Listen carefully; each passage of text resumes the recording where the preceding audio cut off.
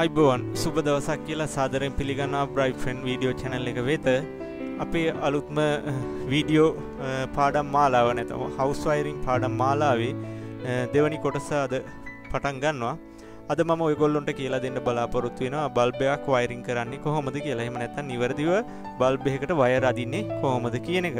ඉතින් මේ පාඩම් මාලාව මුල සිටම සරලව කරගෙන යන්නේ ආධුනිකයන්ට ගොඩක් වැදගත් වෙයි කියලා හිතෙනවා. මේ වීඩියෝ එක බලලා වැදගත් වෙයි කියලා හිතෙනවා නම් තව කෙනෙකුට බලන්න ෂෙයා කරන්න. ඒ වගේම මොනවා හරි මේ පාඩම සම්බන්ධව ගැටලුවක් තියෙනවා නම් අපේ වීඩියෝ එක බලලා කමෙන්ට් එකක් කරලා අපිත් එක්ක රැඳී ඉන්න. දිගටම අපි මේ වීඩියෝ පාඩම් මාලාව ගෙනෙනවා. ඉතින් එහෙනම් මම අද ඔන්න කියනවා වයරින් ඩයග්‍රෑම් එකක් එහෙම නැත්නම් පරිපථයක් ඇඳලා මම පෙන්නනවා කොහොමද බල්බ් එකකට වයර් එකක් අදින්නේ කියන එක මුලින්ම. හොඳයි බලමු අපි. බල්බ් එකක් තියෙනවා. ඒකට අපි ඉස්සෙල්ලම බල්බ් එකේ ඉඳන් තමයි වයර් එකක් අදින්නේ. මෙන්න මේ ආකාරයට ස්විච් එක තියෙන තැනට මේක අපි පරිපථයේ ඉස්සෙල්ලා මනසින් හෝ පරිපථයක් ඇඳලා හෝ සකස් කරගන්න ඕනේ. ඊට පස්සේ නියුට්‍රල් වයර් එක මේ නිල් පාටින් පෙන්නන්නේ නියුට්‍රල් වයර් එක එහෙම නැත්නම් උදාසීන වයර් එක කියනවා අපි. ඒක බල්බ් එකේ ඉඳන් කෙලින්ම බෝඩ් එකට අපි අදිනවා. ඒ වගේම තව එකක් ස්විච් වයර් එක. ඒක අපි අදිනවා මේ ස්විච් එක තියෙන තැන ඉඳන් මේන් බෝඩ් එකට එහෙම නැත්නම් කරන්ට් එක සප්ලයි කරන තැනට. මේ ආකාරයට බල්බ් එක ස්විච් එක සහ මේන් බෝඩ් එක සෙට් වෙනවා. මෙන්න මේ විදිහට තමයි සරලව අපි තනි බල්බ් එකකට වයර් එකක් අදින්නේ. හරි අපි එහෙනම් මේක ප්‍රායෝගිකව බලමු කොහොමද කරන්නේ කියන එක සම්බන්ධව. මෙන්න මේ විදිහට අපිට කඩින් මිලදී ගන්න පුළුවන් වයර්. ප්‍රධාන වශයෙන් අපි මේ නියුට්‍රල් සහ සජීවි එහෙම නැත්නම් ලයිව් කම්බි දෙක වයර් දෙක තමයි අපි අදින්නේ බල්බ් එකට. මෙතනදී බාහිරින් බලපුවාම එකම පාටින් පේන්න පුළුවන් මේ වයර් අලු පාටයි. මෙතන අපේ ලයිට්ස් පොඩ්ඩක් අවුල් හින්දා පැහැදිලිව පේන්නේ නැති වෙයි දන්නේ නැහැ. ඒ වගේම මේකේ කෙරවල හොඳින් නිරීක්ෂණය කරලා බැලුවොත් කෙරවලේ පාට දෙකක් තියෙන. එකක් ගුරු පාට වයර් එකක් අනිත් එක නිල් පාට වයර් එකක්. ඉතින් මේක ඔයගොල්ලොන්ට ආධුනිකව විදිහට පැහැදිලිව හොයාගන්න අමාරු නම් මම කියලා දෙන්නම් කලින් වීඩියෝ එකේදී ඉදිරිපත් කරපු ටූල්ස් භාවිතා කරලා කොහොමද මේ වයර් අපි හඳුනාගන්නේ කියන එක. ඒ වගේම මේ වයර් දෙක ගත්තාම අපි එක කෙරවලක ඉඳන් අනිත් කෙරවලට හොඳින් රෙදි කෑල්ලකින් පිරිමැද ගන්න ඕනේ. මොකද වෙළඳපොලෙන් අපි මිදී ගන්නේ වයර් රෝල්. එහෙම නැත්නම් වෙන තැනකින් ගන්න වයර් කෑල්ලක් වුණත් ඇඹරිලා ඇකිලිලා තියෙන්න පුළුවන්. ඒ ඇඹරුණු ගැට ගැසුණු ඒවා දිග ඇර ගන්න තමයි අපි හොඳට මේ විදිහට පිරිමැද ගන්නේ. ඉතින් එහෙම පිරිමැද ගත්තාම හොඳට මේ වයරින් එකේ ෆිනිෂ් එකක් එහෙම නැත්නම් ලස්සනක් එනවා. ඇද දිග ඇරිලා මෙන්න මේ ආකාරයෙන් අපිට වයර් දෙක තියාගන්න පුළුවන්. එහෙනම් හොඳයි.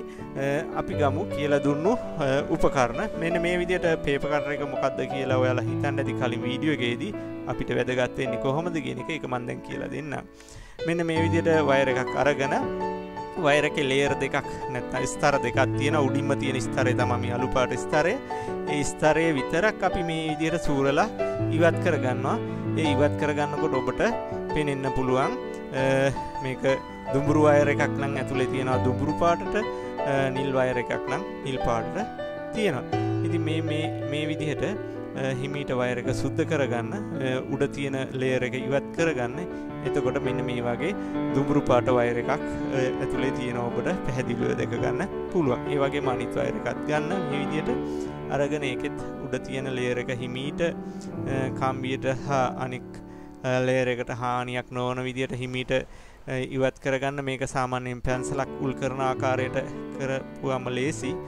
පැන්සලක් උල් කරන විදිය දන්නවනේ. අනේ ඒ විදිහට ඉවත් කරගන්න. එතකොට ඒකෙත් තියෙන නිල් පාට කෙරවල හොයාගන්න පුළුවන් වෙනවා.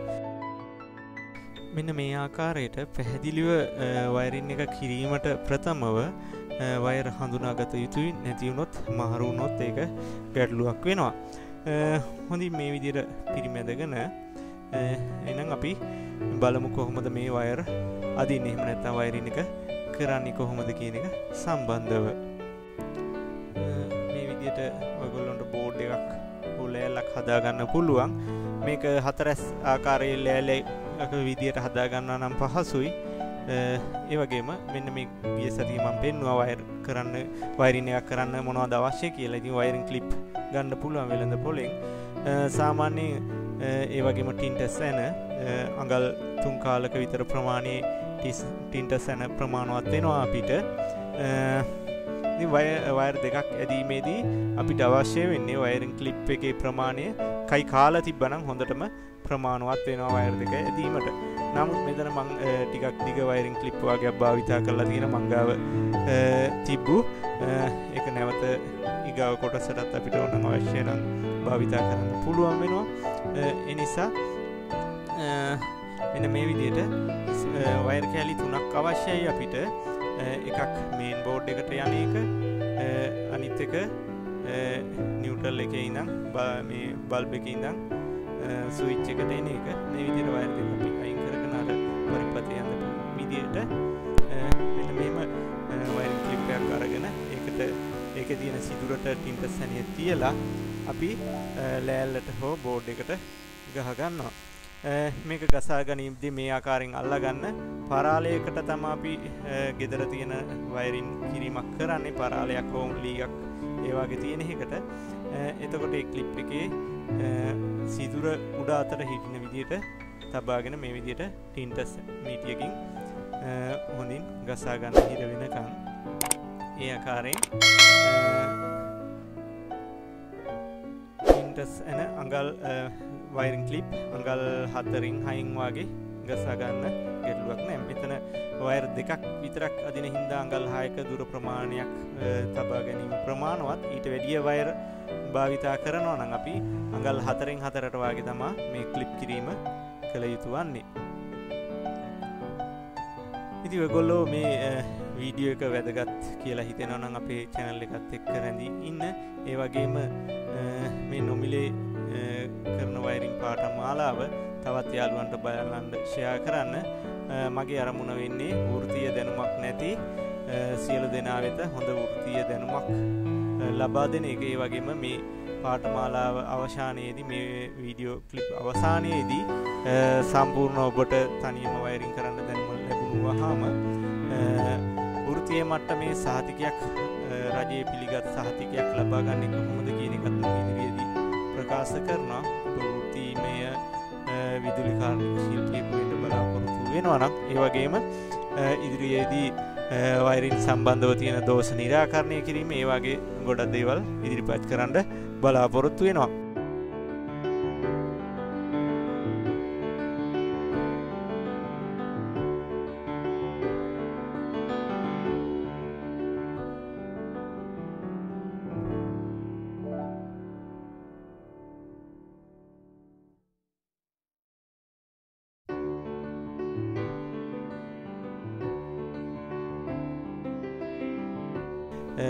මෙන්න මේ ආකාරයට ක්ලිප් කරගන්න. ක්ලිප් කරගෙන ඊට පස්සේ නියුට්‍රල් වයර් එක එහෙම නැත්නම් නිල් පාට වයර් එක සහ ස්විච් එකට බල්බ් එකේ ඉඳන් ස්විච් එකට එන වයර් එක ඒ දෙක අරගෙන නිවැරදිව නිල් පාට වයර් එක උඩින් තියාගන්න පහසු විදිහට පහසු වෙන නිසා අපිට මේ වයරින් එක කරන්න උඩ පැත්තෙන් නිල් පාට වයර් එක තියාගෙන යට පැත්තෙන් රතු පාට නැත්නම් දුඹුරු පාට වයර් එක තියාගෙන අර වයර් ක්ලිප් එකේ සිදුර අස්සෙන් අනික් කෙළවර යොමු කරලා මෙන්න මේ ආකාරයෙන් හොඳින් ක්ලිප් එක හිර වෙනසේ හදාගන්න. ඉතින් මං කිව්වේ එකයි කාලේ ක්ලිප් එක තියනවා නම් වඩාත් ප්‍රයෝජනවත්. මොකද එකමාර වගේ ක්ලිප් එකක් ගත්තාම ටිකක් දිගයි. එතකොට අපිට අමාරුයි මේක ක්ලිප් කරන්න. ආධුනිකයෙක් විදිහට ඔබට අමාරුවක් අපහසුතාවයකට ලක් වෙන්න සිද්ධ වෙයි. ඒ නිසා එතකොට අපි මේ ස්විච් එකට ගත්තු මේ වයර් එක බල්බ් එකේ ඉඳන් එන වයර් එක මේ විදිහට බලා ගන්න සුද්ධ කරගන්න. අරගෙන සුද්ධ කරගන්න හොඳින් කෙරවල.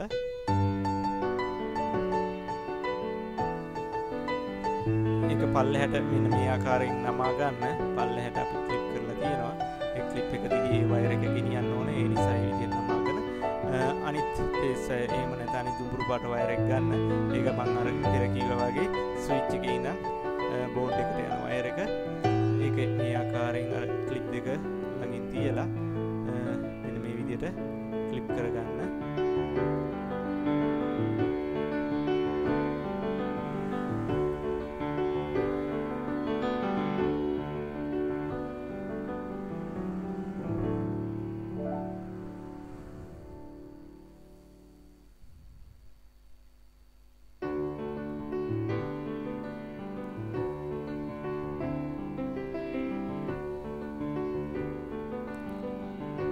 ඒ වගේම මෙතන පොඩ්ඩක් එතන ළඟ ක්ලිප් එකක් ගසන්න ඕනේ වයරින් එක කරන්න කලින්.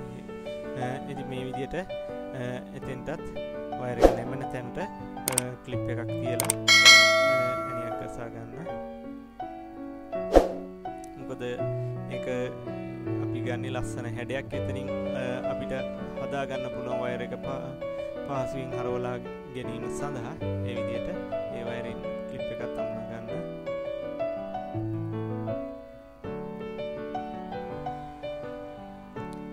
මේකට අපිට පල්ලෙහාට බටයක් දාන්නත් පුළුවන්. මෙතනදී අපි බටයක් භාවිත කරන්නේ නැහැ.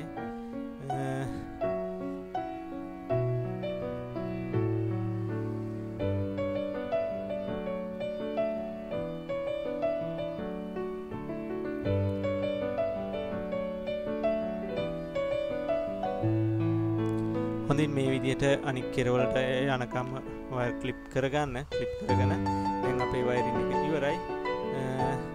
මෙන්න මේ විදිහට තමයි බල්බ් එකේ ඉඳන් බෝඩ් එකට තනි බල්බ් එකකට වයරින් එකක් කරන්නේ.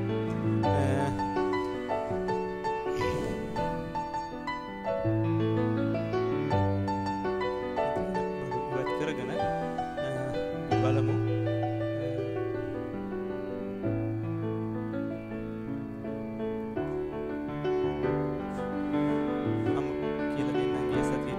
භාවිතා කරන ගේ පාඩමින් ඉදිරිපත් කරා මේ තියෙන ඔටෝමැටික් වයර් ස්ට්‍රිප් එක. වයර් ස්ට්‍රිප් එකෙන් කොහොමද අපි වයර් එක සුද්ධ කරගන්නේ කියලා. මේ අවශ්‍ය තව්වට තියලා මේක මේ විදිහට මිරිකපුවාම ඔටෝමැටිකලිම මේ වයර් එක ගැලවිලා සුද්ධ වෙලා වයර් එක කම්බිය විතරක් ඉතුරු වෙනවා මේ ආකාරයට. මේ විදිහට ඔබටත් මේ අනුවක් තියෙනවා නම් පුරුදු වෙන්න දැන් අවශ්‍ය නැහැ. තිබ්බේ නැහැ කියලා ගැටලුවක් වෙන්නේ නැහැ. අර විදිහට පේපර් කටර් එකක් ආධාරයෙන් අපිට සුද්ධ කරගන්න පුළුවන් වෙනවා.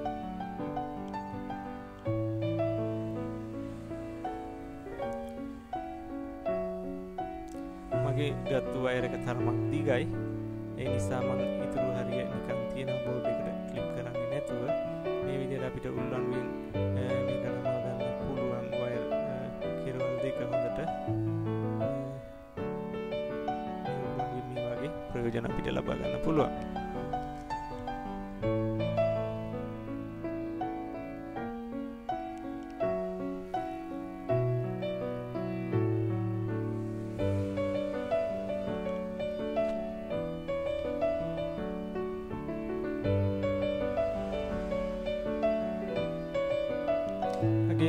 මම දැනට වීඩියෝ එක දීර්ඝ වෙන නිසා නිවැරදිව ස්විච් එක සහ නිවැරදි ආකාරයෙන් බල්බ් එක හයි කරන හැටි කියලා දෙන්නේ නැහැ. ඊගව පාඩමින් එක කියලා දෙන්න බලාපොරොත්තු වෙනවා. දැනට අපි මේ වයරින් එක සාර්ථකද මේ පරිපථය නිවැරදිද කියලා බැලලා ගැනීම උදෙසා විතරක් తాවකාලික ටෙම්පරරි අපි මේ හෝල්ඩර් එකක් අමුණලා බලමු මේ පරිපථය සාර්ථකයිද කියලා. මේ විදිහට හෝල්ඩරේ උඩ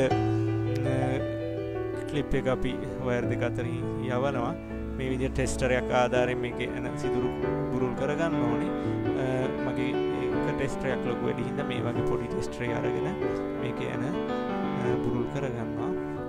බුරුල් කරගෙන හිමීට අර වයර් දෙකේ කම්බි දෙක හොඳට නමාගෙන හෝල්ඩරය මේ කම්බි දෙක අමුණා ගන්න. මෙතනදී වයර් දෙක මාරු වුණා කියලා කිසිදු ගැටලුවක් වෙන්නේ නැහැ. හෝල්ඩරේ අමුණා ගන්න. ඒ තියෙන හෝල්ඩරේ තියෙන සිදුරු දෙකට අමුණා ගන්න.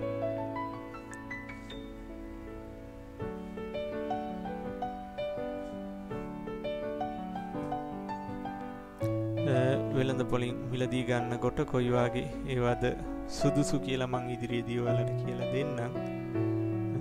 මෙන්න මේ විදිහට පහසු හෝල්ඩර් තියෙනවා. ගණන් අඩුවටත් තියෙනවා වැඩියටත් තියෙනවා. ඔබ ගාව දැන්ට තියෙන හෝල්ඩර් එක භාවිතා කරලා මේ විදිහට හොඳින් වයර් එක අමුණා ගන්න.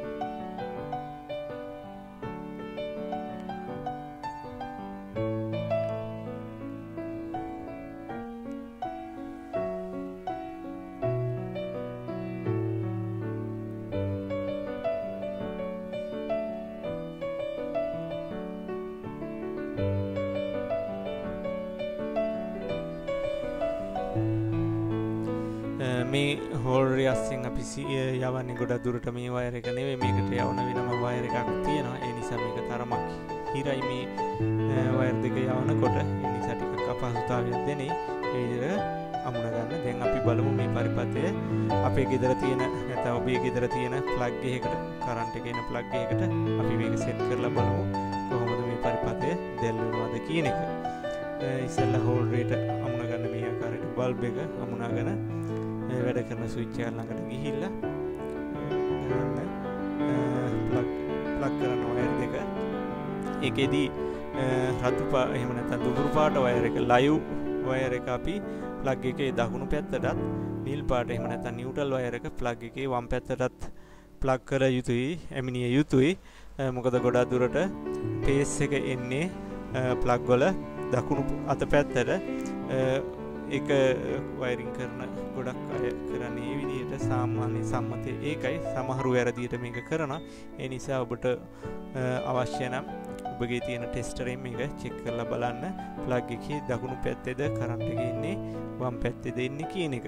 මේ ආකාරයෙන් ප්ලග් එකට වයර් දෙක සම්බන්ධ කරගන්න. සම්බන්ධ කරලා ඊට පස්සේ අපි ප්ලග් එකට මේ බල්බ් එකේ ස්විච් එකට ගත්තු වයර් දෙක තියෙනවා. ඒ දෙක එකට එකතු කරලා බලමු මෙන්න මේ ආකාරයෙන් බල්බ් එක දැල් වෙනවද කියලා. දැල් වෙනවා නම් අපේ පරිපථය සාර්ථකයි. අන්න අපේ පරිපථය සාර්ථකයි. මේ වයර් දෙක එකට එකතු කළ විගස බල්බ් එක දැල් වෙනවා. ඉවත් කරපුවාම බල්බ් එක නිවි යනවා. ඉතින් ස්විච් එකකින් කරන කාර්යය තමයි මේ මැනුවලි මම අත්දකින් කරන්නේ.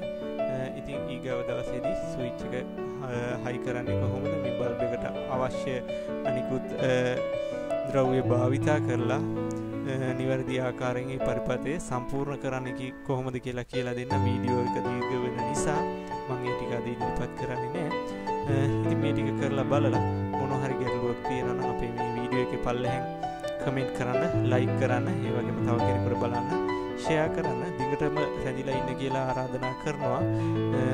ඔබට සම්පූර්ණ දැනුමක් පරිපූර්ණ දැනුමක් 100% නොමිලේ ලබා දෙන්න මම බලාපොරොත්තු වෙනවා.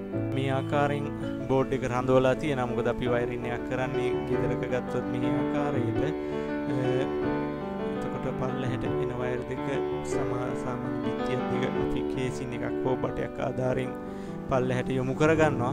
ඒ වගේම මේ හරහට තියෙන වයර් අපි පරාලයක් හෝ ඒ ආකාරයෙන් යවනවා. එහෙම නැත්නම් අපිට ඒකත් බට හරහම යවන්න පුළුවන්. මේ තියෙන වයර් දෙක ඒ විදිහට තීරණය කරන්න පරිපථය. එතකොට ඔබට පහසු ඒ නිසා තමයි මම බෝඩ් එක හරවලා මේ ඔබට පෙන්නන්නේ. මේ විදිහට බෝඩ් එක තියාගන්න. තියලා නැවතත් අවශ්‍ය නම් පරිපථය චෙක් කරලා බලන්න පුළුවන් වෙනවා වැඩද කියලා. මෙන්න මේ ආකාරයෙන් හොඳින් බල්බ් එක දැකලා වෙනවා නම් ඔබේ වයරින් එක සාර්ථකයි. හරි එහෙනම් මොනවා හරි ගැටලුවක් තියෙනවා නම් මේ සම්බන්ධව පහදින් කරන්න. ඊගව වීඩියෝ එකේදී අපි හමු. සුබ දවසක්.